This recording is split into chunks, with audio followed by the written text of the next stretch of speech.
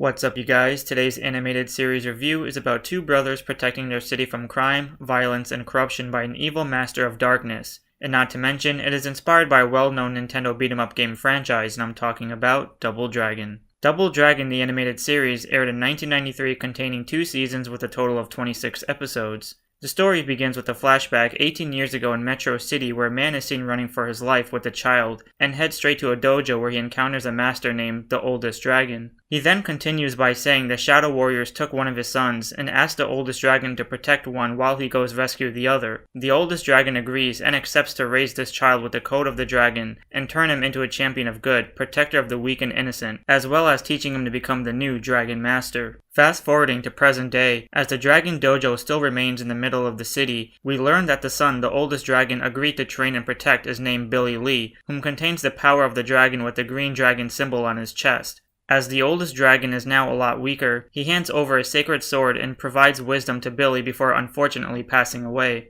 With that said, Billy continues to honor the Oldest Dragon when he comes to aid a member of the Metro Task Force named Marion Martin, who is attacked by some Shadow Warriors and someone who eventually becomes a trustworthy ally. As a thank you, Billy Lee becomes a temporary officer of Metro City, unaware that it's currently being overthrown by the Shadow Boss. Soon after, when Billy Lee returns to the dojo seeing how it's attacked, he suddenly gets visited by a man named Jimmy Lee, who just so happens to be his twin brother, and after 18 years finally reconnects and explains his absence, as well as explaining if one gets hurt, the other one can feel it. Now that both brothers are bonded back together, they end up participating in a martial arts tournament where it is here that Jimmy and Marion somehow get kidnapped. Even though they weren't around to see Billy emerge in victory, he winds up meditating and calls upon the power of the dragon to lead him to his brother. When discovering their location, Billy ends up fighting Shadow Boss among other bad guys at the Shadow Base while dodging traps left and right, until it is revealed that Jimmy Lee was the Shadow Boss this whole time. And to be quite honest, I didn't know how I overlooked this, because they literally both look the same, but either way as a kid, I was shocked. Seeing how he can't destroy his twin, Billy ends up extinguishing the black flame, causing the Shadow Boss to retreat. However, at the official Shadow Base, as a surprise, it turns out the Shadow Boss, aka Jimmy Lee, isn't the real villain, as the main one is named the Shadow Master. Although he failed this time, the Shadow Master granted Jimmy Lee one more chance to do so by suggesting to acquire Billy Lee's sword. This has Jimmy infiltrate the dojo, provoking a fight, holding one of Billy Lee's students, Michael, hostage, and setting the dojo on fire. Meanwhile, as the ceremony is taking place for the new fusion power generator, the Shadow Master creates a plan to use the generator to reverse the polarity so the world is darkened. So the Shadow Warriors invade by yelling "The Shadow Falls" and attacks the plant until finding out Jimmy Lee failed to acquire the sword. With the Shadow Master disappointed once again, he ends up betraying Jimmy until Billy rescues him as he still believes in him. With Jimmy now coming to his senses, they both fight on the same side until successfully escaping. Upon arriving back at the dojo, Jimmy learns the essence of the Double Dragon etched onto his chest, which grants him the power of the Dragon Sword, which is a protection from the Shadow Master's dark power. However, in certain episodes, he's still conflicted with the decision of taming his inner darkness. With that said, Billy and Jimmy then call out the phrase, "For might and for right, we are the Double Dragons."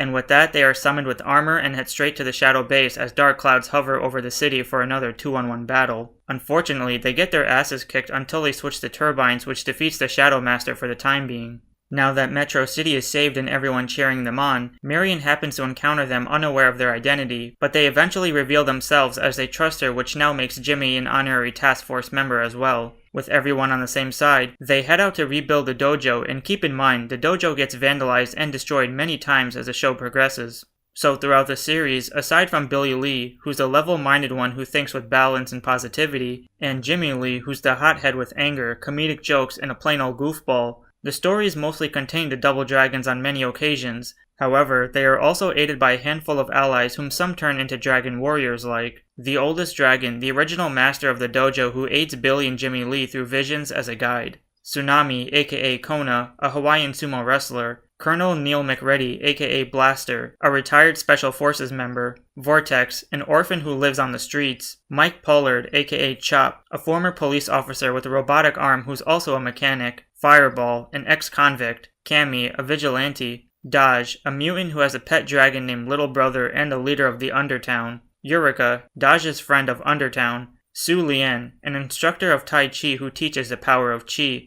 Dao Lun, a spirit sword, and Chen Long, a dragon warrior guardian of the Dragon Temple, but thanks to a spell casted on him, he was put to sleep for a very long time. And then you have some human allies like Marion Martin, a police officer, Sean Hacker aka Megabyte, a computer hacker, Dr. Linguistics, a scientist, and then you have some students of Billy Lee whom he teaches at the dojo like Danny, Michael, Jason, and Daryl. As for the villains, you have the Shadow Master, leader of the Shadow Warriors, Shadow Khan, a powerful sorcerer, and then you have some Shadow Warriors like Boa Bobo, Wild Willie, Sickle, Trigger Happy, Ice Pick, and Jawbreaker, whom turns good later on. As the series goes on, it does a good job at illustrating certain characters' past and how they became who they are today. For example, you have Chop, who explains how he lost his arm, Cammy, who carries the legacy of her father by using the sacred armor he created, as well as Vortex, who even though was a caretaker of some less fortunate kids, deals with his inability to read. But through a stroke of luck, Vortex happened to know the Double Dragon's father as he was once his teacher and friend that went by the name John Lee, until that is, certain events questioned the Shadow Master's memory when seeing Vortex's fighting style seemed familiar. And to add on to more painful memories, it was Sickle who actually burned down Vortex's home, which caused his parents to die.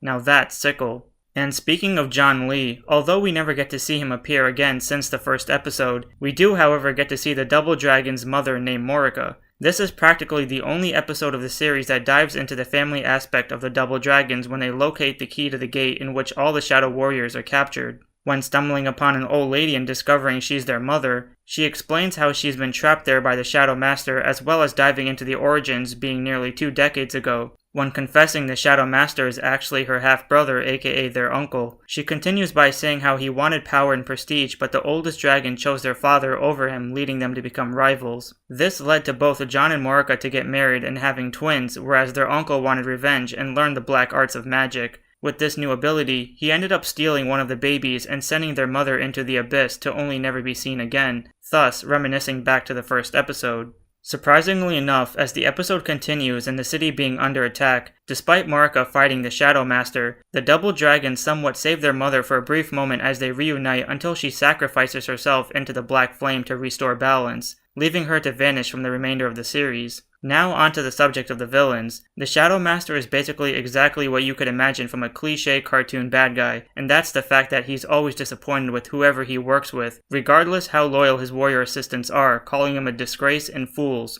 Although in the first episode, we immediately see him reach a level of embarrassment of failing a certain task that he actually eliminates Boa Bobo and Wild Willie by adding them to the mural of failures. As much as I love this concept and seeing how there are plenty of people before them who couldn't get the job done, unfortunately these were the only 2 characters shown that were placed onto the wall. Even though everyone else who soon followed were just as useless, the Shadow Master always tended to give them repeated chances. But it doesn't end there. Whenever the Shadow Master winds up losing his grand schemes, he acts surprised and exclaims, "What? You can't do this to me," as if anyone was going to listen. But majority of the time, his purpose mostly consisted of corrupting the city, stealing knowledge, brainwashing the Double Dragons, which in one episode he turns Billy Lee into a Shadow Prince, obtaining many artifacts like the Dragon Sword, Eye of the Dragon, or even the Dragon Claw. Until that is, Shadow Khan makes his debut in which he constantly bickers over control with. Eventually, in Season 2, Shadow Khan turns out to be a little more powerful after becoming free by finding a host's body since he was tamed in a shield as a punishment. His army of terror warriors' new appearance becomes a bit menacing and mind-controlling when he constantly plays with anyone he encounters with by their personal dreaded fears,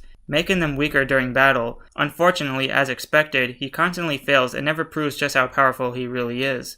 When it comes to the Double Dragons, unbeknownst to a lot, they actually have a hidden headquarters underneath the dojo in which you have to enter through the giant dragon's mouth. And beneath here, they're equipped with not only a computer system to help the police, but many vehicles like the Dragon Cruiser, Dragon Cycle, and Dragon Copter.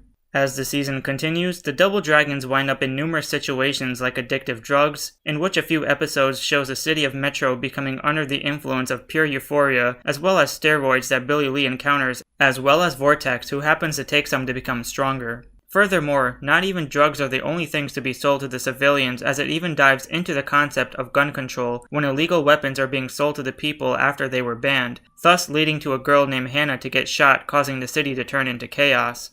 Then you have incidents involving police brutality and unfair justice existing among corruption within the government. And to add on, it eventually turns into a breaking point when the law even tries to create a cybernetic enforcement named Clue because of their distrust towards the Double Dragons. Last but not least, aside from gang turfs being overtaken by justice and understanding how to use mind over fist, slavery becomes a huge topic when mutants were discovered underground as factories were created for them to do hard labor solely for being outcasts. However, as the episodes go on, they continue to prove their innocence despite protests being taken into consideration that mutants aren't welcome above ground and should not become citizens. But when the commissioner's blind daughter Sammy gets kidnapped, he eventually turns his harsh disdain towards them upside down when seeing how they've helped him in numerous ways, which eventually makes the townspeople happy finally accepting the mutants. Then you have somewhat a little more of a far-fetched storytelling when the double dragons have to travel within virtual reality, whether it's someone's conscience or video game, but either way, what I enjoyed the most are their armor upgrades that everyone gets, especially the double dragons, whom have multiple advancements as well as the Shadow Master. By the end of the series, we discovered the city of Metro contained an ancient dojo beneath the surface, and although the show didn't actually have a proper ending, nor any great significance involving family dynamics or revisiting whatever happened to both their parents after that one episode, they did however explore the lore of ancient elements of the dragon by adding more characters, depth, and artifacts. They also redeem themselves as to how much of a valuable asset they are to Metro City when they, among all the other dragon warriors, are honored for their bravery. And like most shows, especially the ones that have teachings of discipline, every episode has a PSA given by any character based on a lesson learned from what you just watched, like gun violence, judging appearances, expectations versus reality, education, animal sheltering, pollution, and balancing life with fun and work. This eventually concludes the episode by having everyone yell by the power of the dragon. This show is actually not that bad despite receiving negative reviews. Although the lack of storytelling, unexplained disappearances of many characters, and random events that unfold over time that made it a bit questionable, the graphics were standard for a 90s cartoon and the voice acting was pretty good, especially when Jimmy Lee screams every time he fights. Even though the show went through different intros and clips constantly within the series, it still added some darker elements and deep subtle storylines that may be overlooked as a kid, but highly appreciated as an adult. Therefore, Double Dragon the Animated Series gets a B. Thanks for watching, give a like and subscribe for more animated series reviews, and stay tuned for the next episode.